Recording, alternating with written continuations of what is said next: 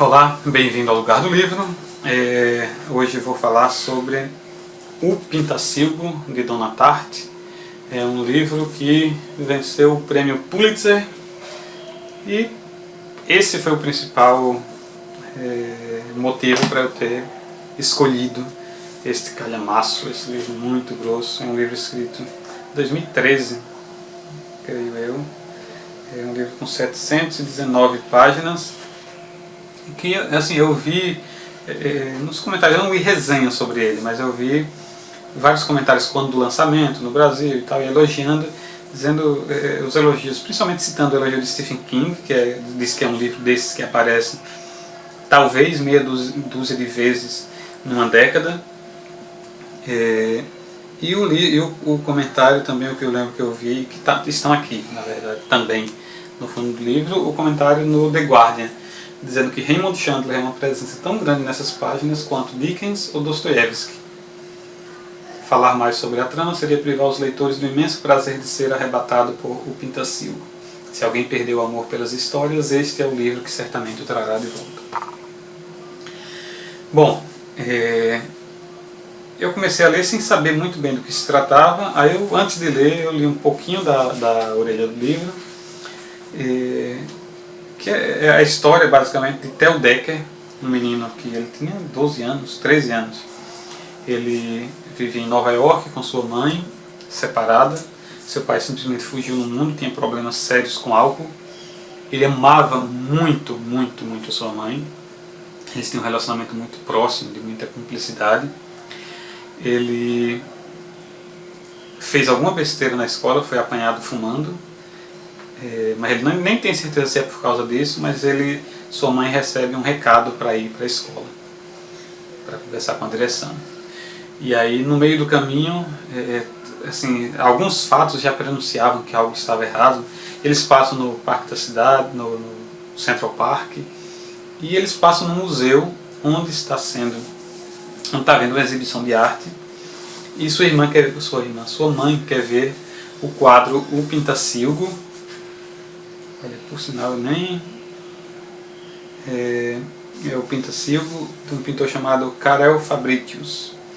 É um quadro que foi pintado no século XVII, 1600 e alguma coisa, 1654, e que é um dos últimos, assim, ele é meio que um representante único de uma época, porque ele é meio que um representante único de uma escola.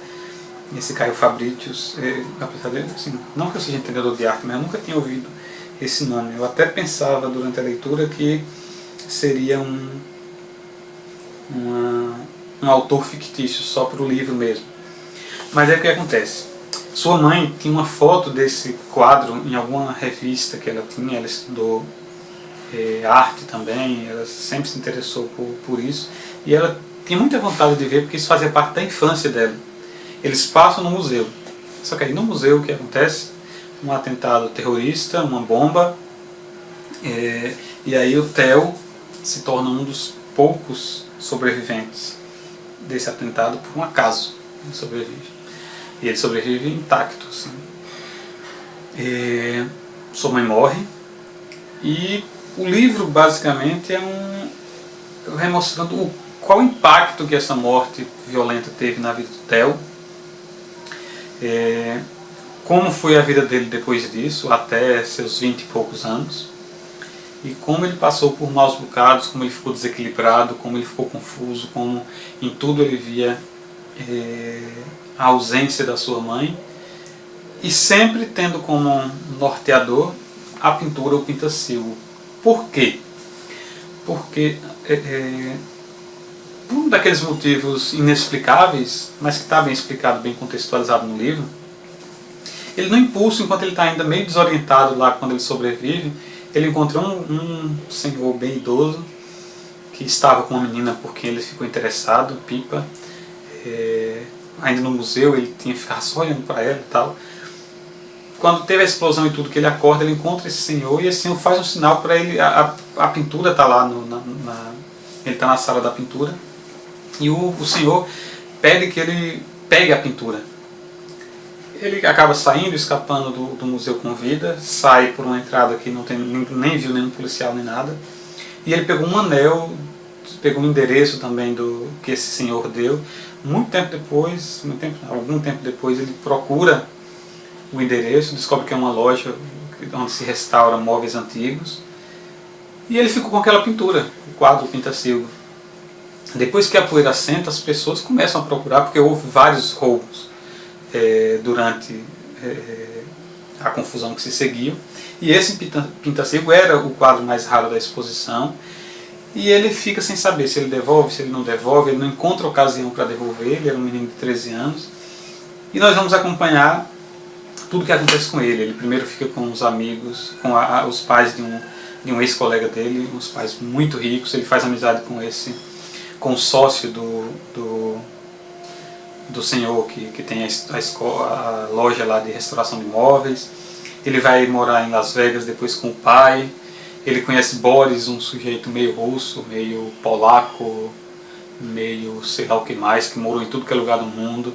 Aí ele conhece as drogas. Então, isso tudo acontece enquanto ele tem entre 13 para 16 anos. Muita coisa acontece. Ele sempre foi um aluno muito brilhante, muito inteligente, uma sensibilidade artística muito aflorada.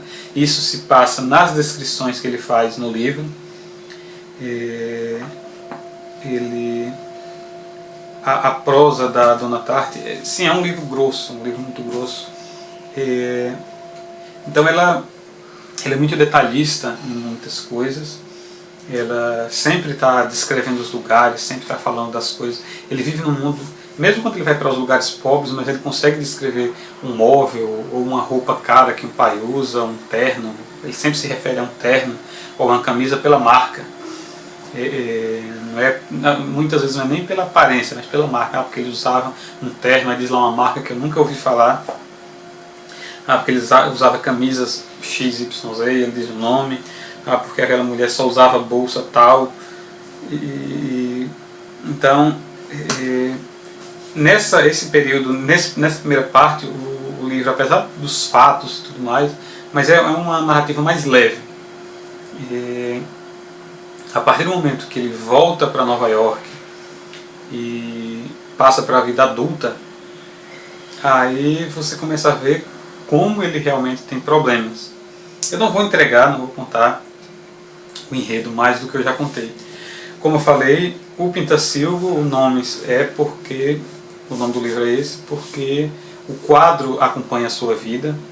Então o livro mostra como foi mais ou menos esse quadro que o prendeu, uma metáfora meio maluca, mas assim, esse quadro que o leva de volta àquela época. O quadro é um símbolo do que ele perdeu, então se ele puder manter na sua posse. Apesar de que isso foi um dos pontos, digamos assim, frágeis do livro, na minha opinião, porque em alguns momentos ele se mostra realmente obcecado com a obra. Ele precisa ver o quadro, ele precisa saber que ele está com o quadro. Só que em outros momentos, numa cena especial, que eu não vou explicar qual, ele manifesta uma total indiferença. Não é indiferença, mas um tipo de comportamento que não seria cabível para alguém que vive em função daquele quadro, para alguém que precisa estar perto do quadro. Então, passa um período longo de anos em que ele não tem exatamente um contato direto, apesar dele saber que estava na posse do quadro. E isso meio que torna frágil, porque a estrutura do livro, principalmente os 3/4 finais da ação, quando o livro ele muda um pouco de figura. Então a primeira parte, quando ele é uma criança, é uma história mais de formação do homem que ele se tornou, as experiências que ele teve com drogas, com a desonestidade, ele viajando só. É bem interessante, mas é feito de uma forma, apesar do tema ser sério, mas é feito de uma forma um pouco mais leve. Mas quando ele se torna adulto, aí o livro, aí é que entra a parte que fala aqui do Raymond Chandler, porque as peripécias que ele faz para ter a posse do quadro, com as pessoas com quem ele se envolve, o submundo. E tem um detalhe fundamental no meio disso tudo, é que as drogas são um elemento muito presente. Ele, desde que ele conhece o mundo das drogas, todo tipo, você praticamente tem uma aula. Eu nem sabia de determinado tipo de coisa que existia. Por exemplo, eu achava que só se cheirava cocaína, mas tem uns comprimidos para câncer, eu vi lá o nome, esqueci, eu até fui pesquisar para ver se existia mesmo, uns comprimidos controladíssimos que custam milhares de dólares uma caixinha, que o cara quebra e cheira como se fosse cocaína, e isso dá um barato na vida do cara, que coisa maluca. E claro, drogas são um assunto muito pesado. Eu achei que o livro não consegue passar essa seriedade, essa gravidade. Os fatos são muito graves, muita coisa pesada acontece, mas a Dona Tartt ela não consegue fazer isso. Não sei se é porque ela se prende demais na prosa em descrever as coisas. Esse foi um dos fatores que não me fizeram gostar tanto. Eu gostei do livro, gostei, mas não me fizeram gostar tanto.